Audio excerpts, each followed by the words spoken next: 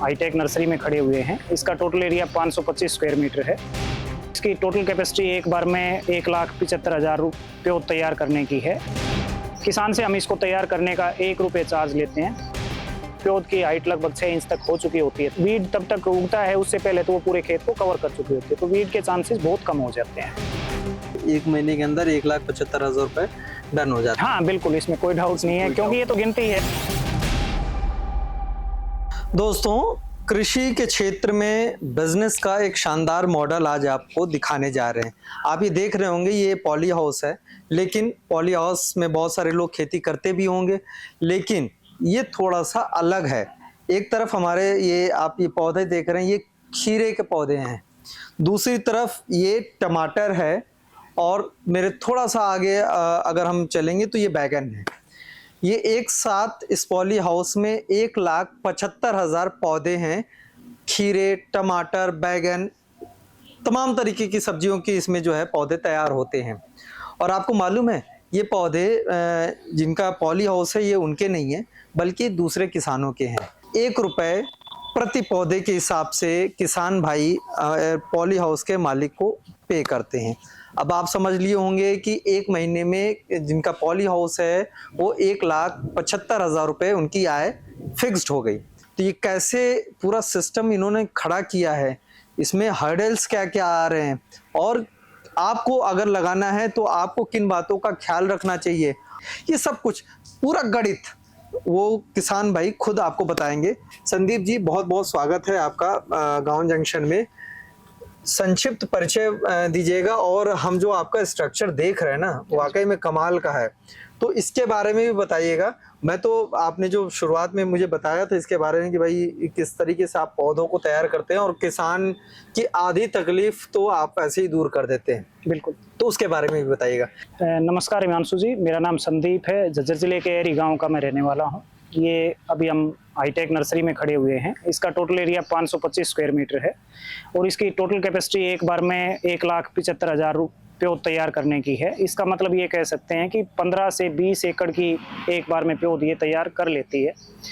किसान से हम इसको तैयार करने का 1 रुपये चार्ज लेते हैं। 3 हिस्सों में ये नर्सरी रन होती है। सबसे पहले बीज डालने के बाद जर्मिनेशन चैम्बर में 3 से 4 दिन तक, जब बीज उग जाता है तो उसके बाद 15 से 20 दिन यहाँ पे रहता है, और तैयार होने के बाद लगभग अगले 1 हफ्ते तक हार्डनिंग के लिए इसको साइड में जो नेट हाउस है उसमें ले जाया जाता है, ताकि बाहर के मौसम के साथ इसका तालमेल हो जाए, और उसके 1 हफ्ते के बाद किसान के खेत में जाके किसान इसको लगा सके। किस तरीके से किसान भाई इसको लगवा सकते हैं अपने? वैसे ये हॉर्टिकल्चर बेस्ड कोई भी स्ट्रक्चर है या कोई भी क्रॉप है, उसके लिए हॉर्टिकल्चर डिपार्टमेंट हर जिले में होता है। ब्लॉक में भी इसके ऑफिस होते हैं। सब्सिडी हर एक स्ट्रक्चर पे या किसी भी क्रॉप पे डिपार्टमेंट देता है, जिसका परसेंटेज 50% से लेके 80% तक पहुंच जाता है। सरकार की या हॉर्टिकल्चर डिपार्टमेंट की लिस्ट में इम्पैनल्ड कुछ फर्म होती हैं या कुछ वेंडर होते हैं। अपने यहाँ की बात करें तो 11 से 12 वेंडर हैं। उसमें से कोई भी किसान जो उसके नज़दीक वेंडर लगता है, उससे ये स्ट्रक्चर लगवा सकता है। कितना आप खर्च किया आपने इस स्ट्रक्चर को तैयार करने में? क्योंकि मैंने जब ये लगाया तो उस टाइम हाईटेक नर्सरी को लेके सब्सिडी डिपार्टमेंट के पास नहीं थी, तो मैंने खुद ही अपने पैसे से लगवाया, जिसमें मेरा 32 लाख के आसपास का खर्चा आ गया। इसमें क्या क्या जरूरत थी? एक तो पॉली हाउस हो गया, इसके अलावा पानी के लिए हिमांशु जी, इसमें अगर बात करें तो पॉली हाउस से आगे एक स्टेप और लेंगे तो उसके साइड में एग्जॉस्ट फैन लग जाते हैं, जो अंदर की गर्म हवा को बाहर निकालते हैं। एक साइड में फैन हाँ, ये 4 बड़े एग्जॉस्ट फैन हैं, जो अंदर इसके अंदर गर्म हवा होती है उसको ये बाहर निकालते हैं। हमारे लेफ्ट में देखेंगे तो पूरी की पूरी दीवार पैड से है भरी हुई है। इसके ऊपर ठंडा पानी गिरता है, और इसके अंदर से जो हवा आती है वो ठंडी होके अंदर आती है। ये हाँ, ठीक है। तीसरा, इसमें पानी और फर्टिगेशन के लिए ऊपर आप देखेंगे तो ये 2 लाइनें हैं, जिसमें से जो नीचे वाली है ये इसमें सिंचाई करती है, और ऊपर वाला है ये फोगर है। अब पॉली हाउस के अतिरिक्त ये आपने लगवाया है, या फिर ये पूरा एक पॉली हाउस का ही पूरा स्ट्रक्चर है? कंप्लीट पॉली हाउस के जो नेक्स्ट स्टेप है ये वो है। ये अपने आप में डिजाइन इस तरह से होता है कि इसके एक साइड में पैड हो, दूसरे साइड में हवा को बाहर करने के लिए ये एग्जॉस्ट फैन हो। टेम्परेचर कितना मेंटेन करता है ये? टेम्परेचर के लिए ऑटोमेशन के सेंसर यहाँ पे लगे हुए हैं, आप आगे देखोगे तो, और उनको यहाँ कंट्रोल के साथ कनेक्ट किया हुआ है। जैसे ही टेम्परेचर यहाँ पे हमें जितना रिक्वायर्ड है उसके साथ में इसको सेट कर रखा है, उससे कम या ज़्यादा होगा तो हर चीज़ अपने आप ऑटो में चल पड़ती है। अगर हमें ह्यूमिडिटी ज़्यादा करनी है तो उसके हिसाब से इसमें सेंसर लगे हुए हैं, टेम्परेचर को कम करना है तो उसके हिसाब से चीज़ें इसमें रन करती हैं। तो सारे का सारा ये आज के दिन ऑटोमेशन पे है। ये थोड़ा सा ये बताइए, ट्रे जो है, ये जो जिस उसमें ट्रे में पौधे लगे हैं, ये ट्रे क्या है, इसकी कॉस्टिंग क्या पड़ती है, और नीचे जो थर्माकोल लगा है ये क्या है? ट्रे ये सामने देखोगे तो ये 99 कैविटी की ट्रे है। कैविटी हम इसके एक खाने को बोलते हैं। इसमें 11 की लाइन एक होती है और 9 की एक होती है। टोटली इसमें 99 सीडलिंग तैयार होती हैं, प्योर तैयार होती हैं। और थर्मोकोल जो नीचे ये सफ़ेद वाली है, ये थर्मोकोल ट्रे है। ये ब्लैक वाली ट्रे को सपोर्ट देने के लिए है, और सर्दियों में जब टेम्परेचर ज़्यादा कम हो जाता है तो उसको जो है ना कम करने के लिए साइड सपोर्ट ये देती है। किसानों को इससे क्या लाभ मिलता है, और वो क्यों आपके यहाँ इस तरीके से पौधे तैयार करवाते हैं, और उनको क्या बाद में खेत में उत्पादन में उनको क्या फ़ायदा मिलता है, खेत में लगाने के बाद क्या फ़ायदा मिलता है? बिल्कुल हिमांशु जी, किसान को इसमें ये फ़ायदा है, क्योंकि मैं भी एक किसान हूँ, मैं खेती भी करता हूँ और साथ में नर्सरी भी रन कर रहा हूँ, तो मैं दोनों चीज़ें आपको बताता हूँ। सबसे पहला किसान को फ़ायदा ये है कि 1 महीने के लिए उसकी पौध यहाँ पे तैयार होती हैं, तो उसका ये 1 महीने का समय है, इसमें अपने दूसरे काम कर सकता है। दूसरा, बरसात के मौसम में या सर्दी के मौसम में या गर्मी के मौसम में किसान अगर इस महंगे बीजों को खुद तैयार करेगा तो मौसम की मार में ये तैयार नहीं हो पाएंगे।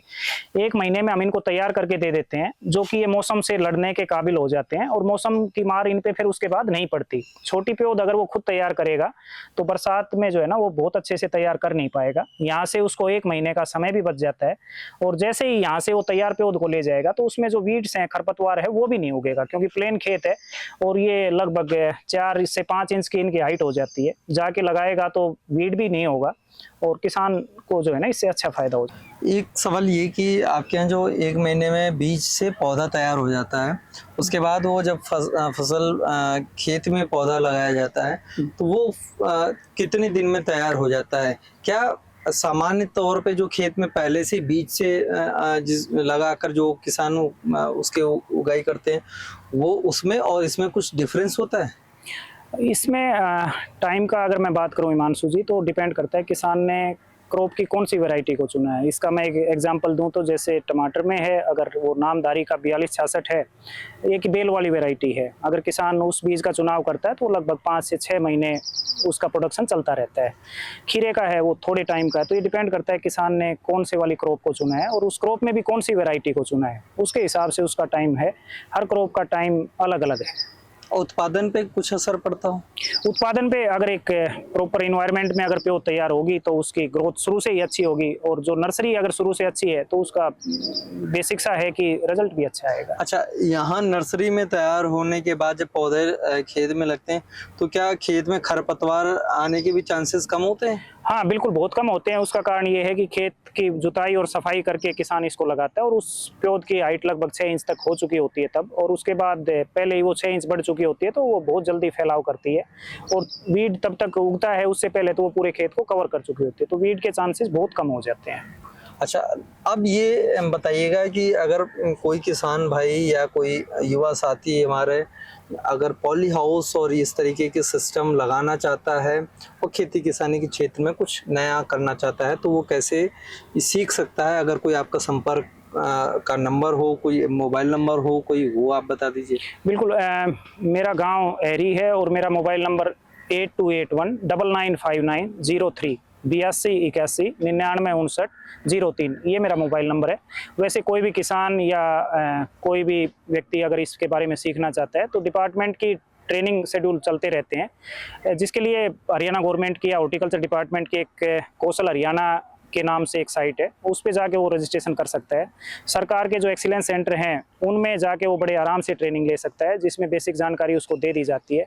इसके अलावा जो फार्मर इस लाइन में पहले से काम कर रहे हैं वो 1 से 2 फार्मर के फार्म पे विजिट करे और उसके बाद अपना हर चीज़ का कैलकुलेशन करके बिल्कुल इसमें आगे बढ़ सकता है। हमारे पास भी जो बीएससी के स्टूडेंट्स हैं वो इंटर्नशिप के लिए यहाँ पे आते हैं जब उनका 4th ईयर होता है, क्योंकि ये दोनों की दोनों नर्सरी एनएचबी से एक्रीडेटेड हैं, तो हम भी उनको ज़मीनी हकीकत है उससे हर चीज़ बताने की कोशिश करते हैं और हर बात को उनको अच्छे से समझाते हैं। लास्ट में आप ये भी बता दीजिए कि आप जो इसमें पौधा तैयार करते हैं वो प्रति पौधा आप कितने किसान को देते हैं, उसकी कॉस्टिंग क्या पड़ती है? इसको तैयार करने की हम कॉस्ट 1 रुपये पर कैविटी लेते हैं। एक पौध को हम 1 रुपये में तैयार करके उसको 1 महीने भर के अंदर दे देते हैं और इसमें मतलब 1,75,000 पौधे तैयार हुए तो आपका 1 महीने के अंदर 1,75,000 रुपए डन हो जाता है। हाँ बिल्कुल, इसमें कोई डाउट नहीं है, क्योंकि ये तो गिनती है और रेट के साथ इसको मल्टीप्लाई करेंगे तो एक नंबर अच्छा सा निकला। किसानों को भी काफी फायदा किसान को फायदा ये है उसको तैयार पौध मिल जाती है, क्योंकि आजकल बीज बहुत महंगे हैं। अगर किसान ने एक बार ओपन फील्ड में लगा दिया उसको नर्सरी तैयार करने के लिए और बारिश आ गई या कोई मौसम की मार हुई तो उसका सारा बीज खराब हो जाता है, तो वो निश्चिंत हो जाता है यहाँ तैयार करा के। और इसी में मैं एक काम की बात किसानों के लिए और जोड़ना चाहूँगा हिमांशु जी, कि किसान अपनी ज़मीन के कुछ हिस्से में हॉर्टिकल्चर क्रॉप्स जरूर लगाए, भले ही वो सब्जी हो भले ही वो बागवानी हो। उसका कारण ये है, एग्रीकल्चर महकमे की बहुत सारी स्कीम रहती हैं, लेकिन हॉर्टिकल्चर की भी उसके पैरेलल बहुत सारी स्कीम अलग चलती हैं। किसान को इससे ये फायदा होगा कि उसके ज़मीन के कुछ हिस्से में हॉर्टिकल्चर क्रॉप्स होंगी तो वो दोनों डिपार्टमेंट के जो सब्सिडी हैं, दूसरे फायदे हैं, दोनों डिपार्टमेंट का फायदा किसान ले पाएगा। इससे उसको बहुत सारा मिलेगा और काम करने में आसानी होगी। बहुत बहुत शुक्रिया संदीप जी, आपने मतलब इसके टेक्निकल एस्पेक्ट्स भी बता दिए और किसान किस तरीके से सरकारी स्कीम्स का फ़ायदा उठा सकते हैं ये भी आपने बता दिया। ऐसे ही ग्राउंड रिपोर्ट्स और स्टोरीज देखने के लिए गांव जंक्शन को सब्सक्राइब करना मत भूलें और कमेंट बॉक्स में ज़रूर बताइएगा कि संदीप जी जो काम कर रहे हैं और जिस तरीके से ये मेहनत से ये इन्होंने सेटअप तैयार किया है वो आपको कैसा लगा। अगर आपके कुछ सवाल हैं तो वो भी आप कमेंट बॉक्स में बताइए, हम उसका जवाब आपको बताने की कोशिश करेंगे। संदीप जी ने अपना नंबर भी बता दिया, आप सीधे इनसे संपर्क भी कर सकते हैं। गांव जंक्शन के लिए हिमांशु मिश्र।